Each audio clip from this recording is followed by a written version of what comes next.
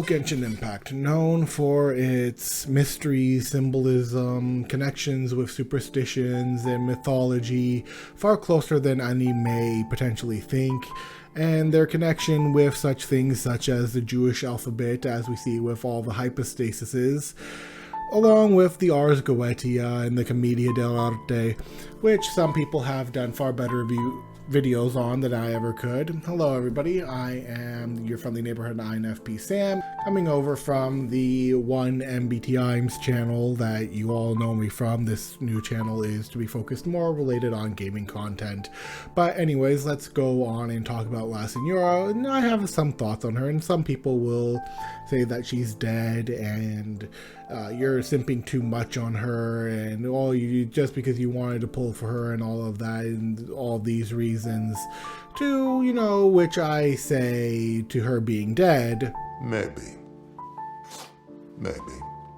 As for the other side of things, you've got the people praising her death as some kind of comedic thing from Monty Python and the Quest for the Holy Grail, celebrating it much in the same fashion. We have found the witch, may we burn her? But other than, you know, some of those instances, we've got to look into. I have been searching high and I have been searching low. And I have not been able to see anyone look at this particular area of interest when it comes to La Signora and her death.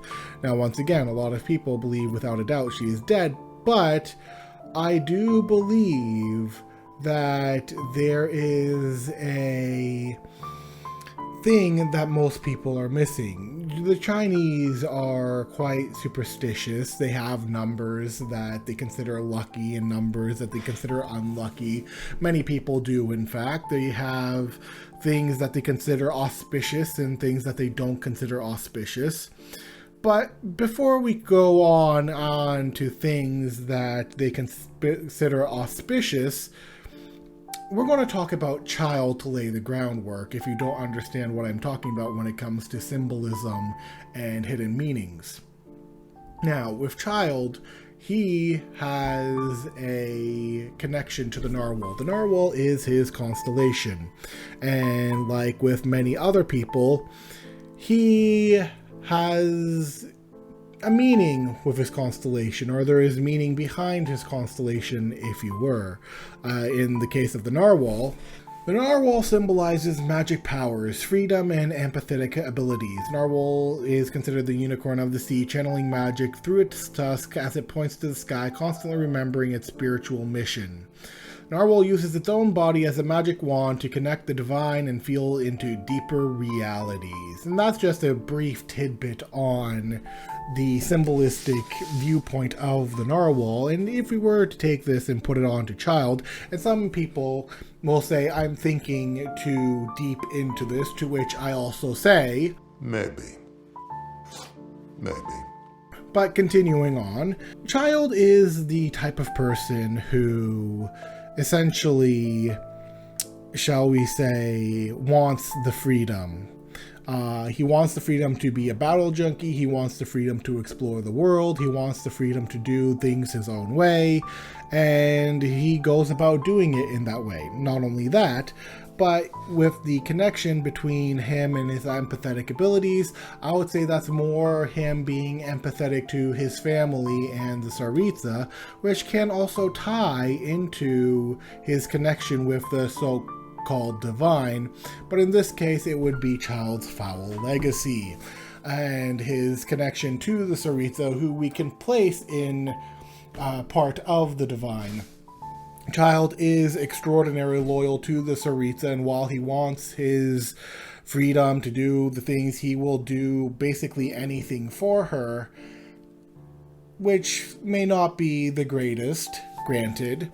But continuing on, this is just on Child's side. You can already see some of the symbolism shining through, and once again, you may think I'm thinking too deeply into this, but I can very easily tie that into what Child's constellation is. Now let's talk about that auspicious thing I mentioned earlier when it comes to La Signora. Most of you are thinking, well, where am I going with this? How does this prove that La Signora is dead or isn't dead and all that? And none of this is proof. It is simply a theory. Now, the moth in Asian cultures is usually seen as an auspicious sign, especially in Chinese communities where they see it as the dead coming back to pay you a visit. Your dead relatives, your dead friends, somebody you were close to coming back to pay you a visit.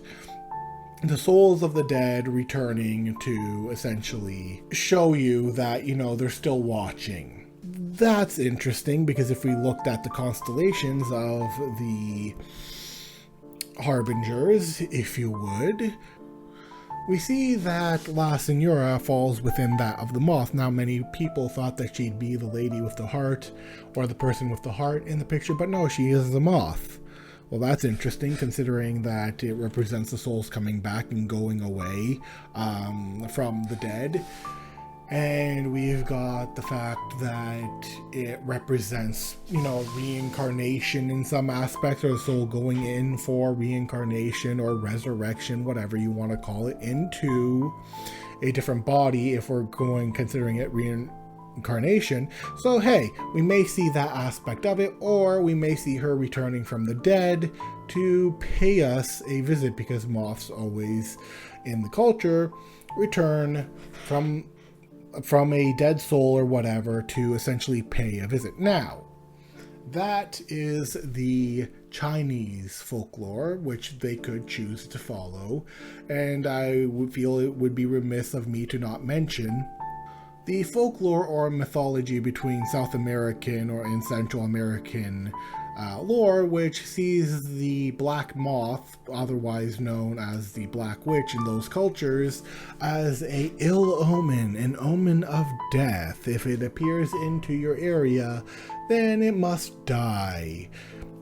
Which, okay, that is much like the banshee and other omens of death. I forget, there was also a black dog, I can't remember what it's called, but not the point of the video. So there is that. And then, of course, if they were going to take the more Judeo-Christian viewpoint, the moth representing destruction and death, I believe. But yeah, there is those two things. If they were to focus on that, they'd be like, okay, yeah, she obviously has to be killed.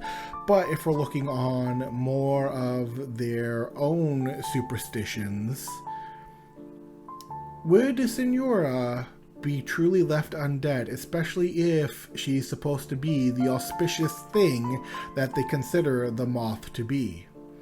It all really depends on which folklore area they want to go with, but I wouldn't be surprised if we ended up seeing her again. Anyways, that has been it for today's video, and if you guys liked it, do please leave a like, share, and subscribe, and I'll see you guys for the next one.